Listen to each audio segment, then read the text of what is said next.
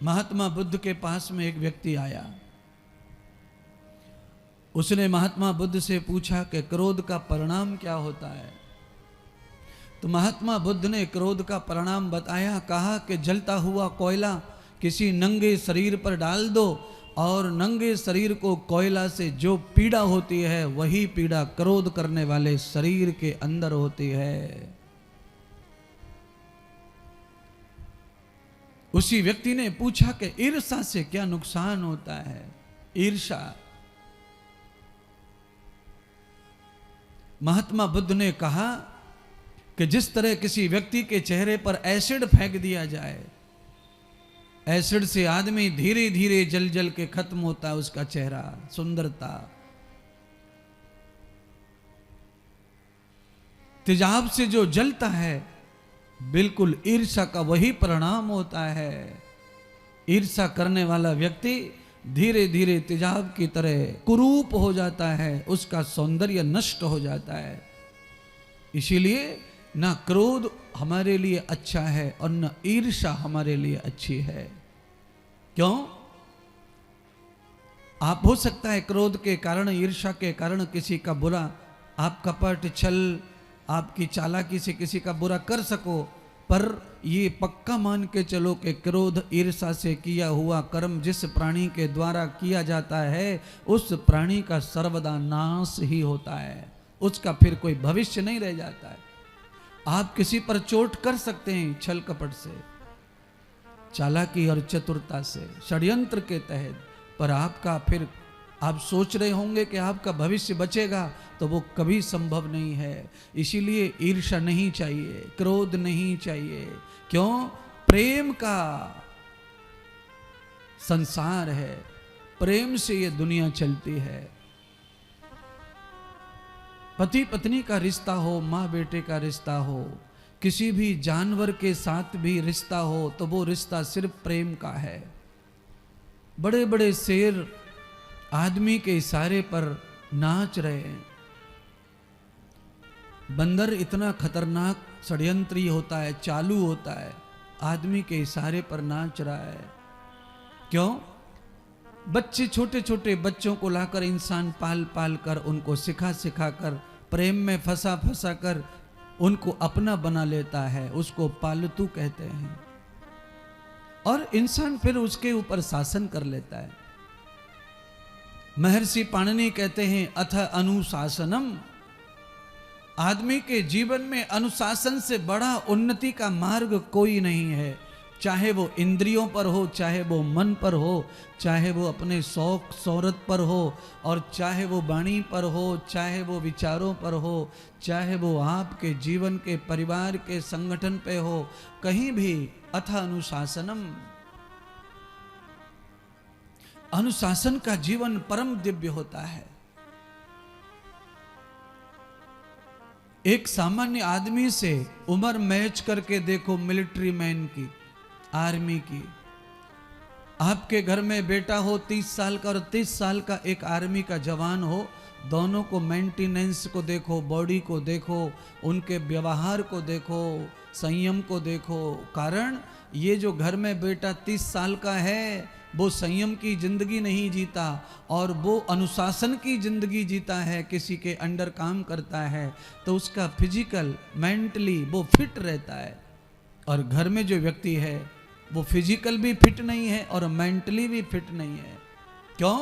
अथ अनुशासनम। उसके जीवन में अनुशासन का अपार अभाव है। इस कारण आप हर घर में, आपके ही घर में देख लो बच्चों का हाल क्या है। किसी के पैर बहुत दुख रहे हैं, रात भर मस्कवा रहा है, मम्मी से रो रहा है। किसी का पेट फुल्ला हो गया है, पेट बाहर निकले आया हो, 32 साल को छोरा और पेट लटक रहा है, दुनिया भर का पेटू हो गया है। बोलो, रोज दुनिया भर का शरीर में अंग अंग में बीमारी पैदा कर ली है। कारण शासन की कमी है, अनुशासन नहीं रहा। और अनुशासन नहीं रहा तो शरीर के ऊपर भोजन का प्रभाव, और भोजन ने शरीर को डिसमिस कर दिया, नुकसान पहुंचा दिया।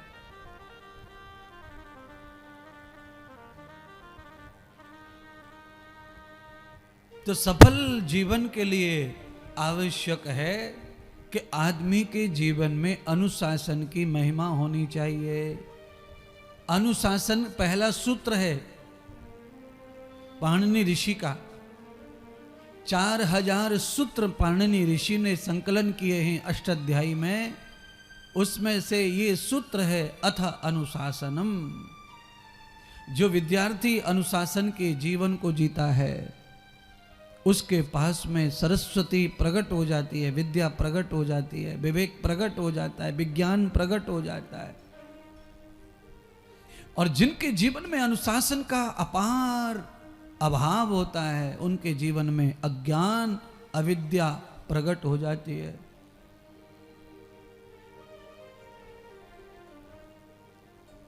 तो जीवन में जिसकी आवश्यकता है, देखो मैं वही समझा रहा हूं। अनुशासन का जीवन कैसा होता है? अनुशासन के जीवन में आदमी को अपने पूर्वजों की, अपने पितरों की फिक्र होती है। हम अपने पूर्वजों के बारे में चिंतित होते हैं, अपने फिक्र करते हैं अपने पितरों के बारे में, जो दुनिया में हैं या नहीं हैं, जो आके चले गए भगवान के पास, मृत्यु को प्राप्त हो गए, और या जो हैं बुजुर्ग हो गए, असमर्थ हो गए। अनुशासन में जो रहता है उसे अपने पितरों का ऋण पता है, अपने पूर्वजों का एहसान पता है। पर जो अनुशासन में नहीं रहता है उसे किसी का कुछ पता नहीं है। आप अपने घर के बारे में ही चिंतन करो, सोचो। भैया थोड़ी आवाज कम करेगा क्या? आप सब सोचिए थोड़ा थोड़ा। आपके घर में बच्चों का शासन अनुशासन कैसा है? आपके घर की परंपरा कैसी है? और वो कैसी भी है आप जानिए, बताइए मत किसी को, पर उसके परिणाम भी आपको ही पता है कि मेरे घर में मैं या मेरा परिवार का सदस्य अनुशासन में नहीं है, प्रेम में नहीं है, तो उसके वजह से परिवार में कितना अशांति है। और मेरे परिवार में सब लोग अनुशासन में हैं, प्रेम में हैं, तो मेरे घर में कितनी शांति है। अब दो घर हैं, एक घर है दुर्योधन का जिसमें घोर अशांति, और एक घर है विदुर का और विदुरानी का जिसमें अपार शांति। कारण एक है, दुर्योधन के घर में अनुशासन नहीं है, जिसको जो अच्छा लग रहा है वही कर रहा है। दुशासन अपनी मन की चलाता है, दुर्योधन अपने मन की चलाता है, उनके दूसरे भ्राता अपने मन की चलाते हैं, कर्ण अपने मन की चलाता है, गांधारी धृतराष्ट्र अपनी लेके बैठे हैं। और विदुर के घर में क्या है? विदुर के घर में अनुशासन है। कैसा अनुशासन? आज घर में भोजन नहीं है तो किसी को घर के बाहर पता नहीं चलना चाहिए कि आज हमारे घर में चूल्हा नहीं जला, रोटी नहीं पकी, मिर्ची नहीं थी, नमक नहीं था, आटा नहीं था, आंसू भी नहीं बहाना, किसी को भी नहीं बताना, किसी से दुख भी नहीं प्रकट करना। ये अनुशासन है। इसका फल क्या है? इसका फल ये है कि घोर गरीबी, घोर भूख, फिर भी घर में शांति है। क्यों? अनुशासन कर लिया है। भूख पर, प्यास पर, वाणी पर, दृष्टि पर, जीवन शैली पर